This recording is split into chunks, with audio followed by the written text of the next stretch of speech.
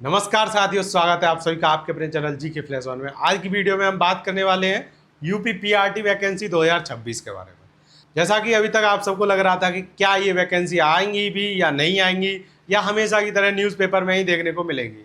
तो चलिए आज हम बताते हैं कि ये जो 11,508 वैकेंसी आपकी, ये तो फिक्स हो गई है। इसका जो अध्याचन है वो पोर्टल पर शिक्षा आयोग ने डाल दिया है, ठीक है, पोर्टल पर। तो अब बहुत जल्दी ही आपको इसका पूरा नोटिफिकेशन, सिलेबस, सब कुछ देखने को मिलेगा। जैसा कि आप देख भी रहे होंगे कि टीजीटी और पीजीटी का भी वो अभी तक पूरा सिलेबस डाल चुके हैं, और जो जीके जीएस का था उसको दोबारा से उन्होंने अपडेट किया है। तो इनका पूरा सिलेबस आ चुका है टीजीटी पीजीटी का। अगर आपको ये देखना हो तो आप जाइए शिक्षा सेवा चयन आयोग की वेबसाइट पर, ऑफिशियल वेबसाइट पर।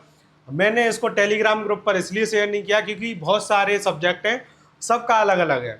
तो आप सभी सीधे ऑफिशियल वेबसाइट पर जाकर UPESSC सर्च करेंगे तो वहाँ पर ऑफिशियल वेबसाइट आएगी।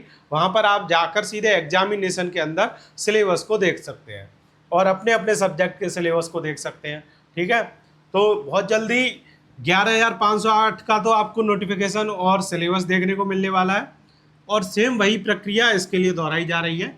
और ये जो 45,000 वैकेंसी हैं, ये आपकी आ रही हैं ग्रामीण। तो ये है ग्रामीण, यानी कि जो गांव में टीचर बनते हैं प्राइमरी स्कूल में। और ये जो 11,508 है, ये है आपकी नगरीय, जो मेन शहर के अंदर आपके प्राइमरी स्कूल होते हैं उसके अंदर, ठीक है। तो ये देखिए 1992 के बाद अब 33 साल बाद यहाँ पर ये आपको वैकेंसी देखने को मिल रही है 11,508, जो नगरीय शिक्षकों की है। इससे पहले क्या होता था, जो भी भर्ती आती थी या जो पुराने टीचर होते थे उन्हीं को प्रमोशन करके या किसी भी प्रकार से समायोजित करके उनमें से आधे टीचर नगर में भेज दिए जाते थे। लेकिन अब इसके लिए डायरेक्ट जो वैकेंसी है वो पहली बार 33 साल बाद देखने को मिल रही है 11,508। तो इसका तो पोर्टल पर उन्होंने अध्याचन अपना अपलोड कर दिया है। जो 45,000 की तैयारी है वो भी शुरू कर दी है। बहुत जल्दी इसका अध्याचन आपको देखने को मिलेगा। चलिए इसको मैं एक प्रूफ के साथ आपको दिखा देता हूँ, आप ये न्यूज़ पढ़ सकते हैं। इसमें साफ साफ लिखा है 33 साल बाद होंगे 11,508 शिक्षक भर्ती, ठीक है। तो बेसिक शिक्षा परिषद के नगर क्षेत्र के विद्यालयों में 33 साल बाद 11,508 पदों पर शिक्षकों की भर्ती की जाएगी। इसके लिए बेसिक शिक्षा परिषद सचिव सुरेंद्र कुमार तिवारी की ओर से उत्तर प्रदेश शिक्षा सेवा चयन आयोग के पोर्टल पर रिक्तियों का विवरण अध्याचन बुधवार को अपलोड कर दिया गया। अब रिक्त पदों का परीक्षण करने के बाद आयोग भर्ती विज्ञापन जारी कर आवेदन लेगा। तो सीधे सीधे अब विज्ञापन जारी होगा, यानी कि आपका नोटिफिकेशन आएगा और उसके बाद आपके फॉर्म भरना शुरू कर दिए जाएंगे। इसमें क्या होगा, शिक्षक भर्ती की प्रक्रिया में आयोग ने प्रक्रिया में बदलाव किया है, और वो बदलाव ये है कि अब आपके 120 प्रश्नों की लिखित परीक्षा कराई जाएगी। एक प्रश्न 3 नंबर का होगा, ये आप सबको पता ही है। उसमें नेगेटिव मार्किंग है, और नेगेटिव मार्किंग 1/3 की है, यानी कि 1 नंबर आपका सीधे सीधे कट जाएगा। आगे पढ़ते हैं। इसमें रिक्त पदों की ऑफलाइन सूचना आयोग को पहले ही भेजी गई थी, लेकिन चयन प्रक्रिया शुरू करने के लिए अध्याचन ऑनलाइन भेजने की व्यवस्था है। हालांकि अभी केवल नगर क्षेत्र का ही अध्याचन आयोग को भेजा गया है। इसके अलावा ग्रामीण क्षेत्र के लिए भी रिक्तियों का विवरण तैयार किया जा रहा है। सूत्रों के अनुसार ग्रामीण क्षेत्र के लिए 45,000 से ज़्यादा रिक्त पदों का अध्याचन बेसिक शिक्षा विभाग को मिला है। इसे भी आयोग को पोर्टल पर भेजने के लिए परिषद कार्यालय में कार्य चल रहा है। तो बहुत जल्दी आपको ये देखने को मिलने वाला है। और इसमें आगे ये भी बताया गया है कि कैसे कैसे अभी तक जो नगरीय परिषद थे वो 33 साल से पहले किस तरह से उसमें पूरा बैलेंस बनाया जाता था, कैसे वहाँ के स्कूलों में टीचर जाते थे, ठीक है। तो वो जो ग्रामीण में पहले से कर रहे होते थे उन्हीं में से यहाँ पर चले आते थे टीचर नौकरी करने नगरीय में। लेकिन अब इसकी डायरेक्ट 33 साल बाद भर्ती आई है पहली बार 11,508 की, और ये 45,000 की तैयारी चली रही है। अब अभी तक जो भी इस वीडियो में बना हुआ है वो काफ़ी होनहार बच्चा है और काफ़ी आगे तक जाने वाला है, क्योंकि अब इस वीडियो का मेन पार्ट शुरू होने वाला है। जितने भी ऐसे बच्चे थे जो इग्नोर करने वाले थे या जिनको पीछे ही रहना है, उन्होंने अभी तक इस वीडियो को स्किप करके उन्होंने सोचा होगा कि बस इतनी ही जानकारी है, ठीक है।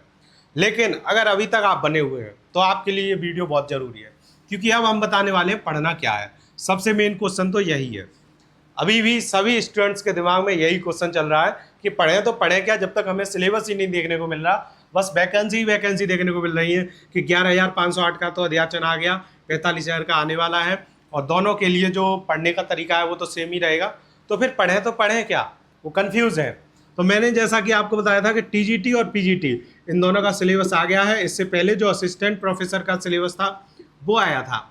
अब सिलेबस आपको डिटेल सिलेबस में जाने की जरूरत नहीं है। आपको पता ही है कि 90 क्वेश्चन तो आपके 90 नंबर के, मतलब 90 क्वेश्चन आएंगे। नंबर तो आपका एक क्वेश्चन 3 नंबर का है, तो उसी हिसाब से 270 नंबर का हो जाएगा, प्लस 30 क्वेश्चन आएंगे आपके जीके के। अब 30 क्वेश्चन जीके के आने वाले हैं, ठीक है। अब देखिए असिस्टेंट प्रोफेसर का तो काफ़ी लेंदी सिलेबस दिया था इन 30 क्वेश्चन का, जबकि टीजीटी पीजीटी का आप देख सकते हैं ये सिलेबस है। इसको डिटेल में हम एक एक करके समझते हैं। सबसे पहले इसमें आप देख रहे हैं समसामयिकी, इकाई फर्स्ट। तो इसमें राज्य, राष्ट्रीय, अंतर्राष्ट्रीय महत्व की सामयिक घटनाएं यानी कि करंट अफेयर आएगा सब कुछ, राज्य का, राष्ट्र का और अंतर्राष्ट्रीय का दोनों का। दूसरा आएगा चर्चित व्यक्तित्व और तीसरा खेल। इन्हीं 3 जगह से आपके जो करंट अफेयर के क्वेश्चन होंगे वो पूछे जाएंगे। क्या अभी आपके ये तैयार है? नहीं तैयार है तो आपको ये पढ़ना ही, क्योंकि जब ये टीजीटी पीजीटी में आ रहा है तो पीआरटी का इससे अलग है, वो भी थोड़ा बहुत उसी तरीके का होता है, बस लेवल थोड़ा बदल जाएगा और 1-2 चीज़ों में बदलाव होगा, ना कि ऐसा होगा कि पूरा बिल्कुल अलग आ रहा है टीजीटी से। दूसरा आप देख रहे हैं इकाई 2 भारतीय इतिहास, भारतीय राज्य व्यवस्था, अर्थव्यवस्था और भूगोल। तो ये तो ऐसी चीज़ें आपके हर एक पेपर में आने वाली है, चाहे आप सामाजिक का, जब आपके जो सब्जेक्ट में सामाजिक भी पूछी जाएगी तब भी आपको ये पढ़ना पड़ेगा, इतिहास, भूगोल और अर्थव्यवस्था, और ये आपकी राज्य व्यवस्था यानी कि आपका संविधान। तो ये सब चीज़ें आपको पढ़नी है। तो फिर अब आप वेट किसका कर रहे हैं?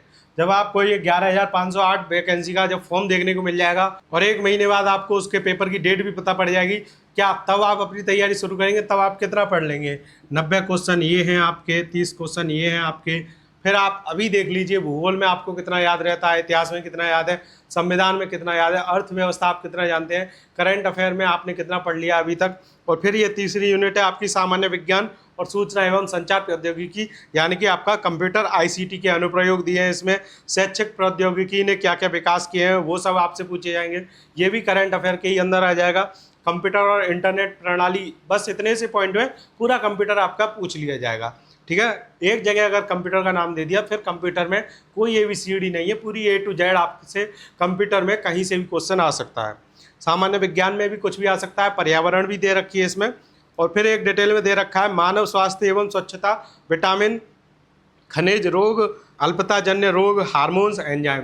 तो इन सब जगह से आपसे क्वेश्चन पूछे जाएंगे। और ये तो पॉइंट दिए, फिर इसके बाद इसकी कितनी गहराई में वो जाते हैं, क्या क्या आपसे पूछते हैं, उसका आप अभी आइडिया नहीं लगा सकते बिना पढ़े। इसलिए आपको अभी से पढ़ना शुरू कर देना है। और जो भी अभी तक ये सोच रहे हैं तो वो सावधान हो जाए कि क्या पढ़ें क्या पढ़ें। अब मैंने आपको बता दिया आपको क्या क्या पढ़ना है। आपको इसी का स्क्रीनशॉट ले लेना है जो टीजीटी पीजीटी का अभी केवल जीके जीएस का सिलेबस आया है। बाकी जिनका मैथ कमजोर है वो अपने मैथ पर अभी से पकड़ बनाएं, अभी से पढ़ें, अभी से प्रैक्टिस करें, क्योंकि आप जानते हैं पीआरटी में क्वेश्चन उतने कठिन नहीं होते, लेकिन आपका डर इतना ज़्यादा हो जाता है जिसकी वजह से आप जो थोड़ा थोड़ा पढ़ना चाहिए वो भी नहीं पढ़ते, और उसी की वजह से पेपर में आप सरल सरल क्वेश्चन भी या तो गलत करे आते हैं या फिर छोड़ के ही आ जाते हैं। तो यहाँ पर नेगेटिव मार्किंग की वजह से डर इतना ज़्यादा होगा आपके अंदर। अगर किसी का भी मैथ कमज़ोर है तो वो उसको छोड़कर ही आएगा सीधे, ठीक है। तो आपको ऐसा बिल्कुल नहीं करना, क्योंकि आप देख रहे होंगे जैसे कि यूपी में अभी कांस्टेबल की वैकेंसी आई थी, उसमें 300 में से 250 पर कट ऑफ गई है। तो आप अंदाज़ा लगा सकते हैं कि जो आपकी जो कट ऑफ है वो 80% से प्लस जा रही है। तो अगर आप 120 का 80% निकालेंगे, यानी कि 120 क्वेश्चन जो हैं आपके उसका 80% आप निकालेंगे, तो आपको लगभग 100 से प्लस क्वेश्चन करने पड़ेंगे, तभी आप अपना जो सिलेक्शन है वो श्योर कर सकते हैं। लेकिन आपकी वैकेंसी भी कम है, अगर ये दोनों मिलाकर आई तो आप 100 तक समझ लीजिए कि हाँ आपका 100 तक काम हो जाएगा। लेकिन सिर्फ ये 11,000 आई तो आप उसी का फिर 80% का 85 या 88% करेंगे, तभी आपको कुछ मिलने वाला है। तो अब भी अगर आप ये सोचेंगे कि अब क्या पढ़ें क्या नहीं पढ़ें, तो आप बहुत पीछे रह जाएंगे। तो मेरी आपके लिए यही सलाह है कि आपको अभी से तैयारी शुरू कर देनी चाहिए और काफ़ी अच्छे से अपनी तैयारी को पूरा दिन रात एक करके पढ़ना चाहिए, तभी आप कुछ कर सकते हैं। वरना इस वैकेंसी में भी आपको निराशा ही हाथ लगेगी अगर आप अभी भी समय रहते नहीं अपने आप को अलर्ट करेंगे। तो मिलते हैं आपसे अगली वीडियो में, तब तक के लिए धन्यवाद।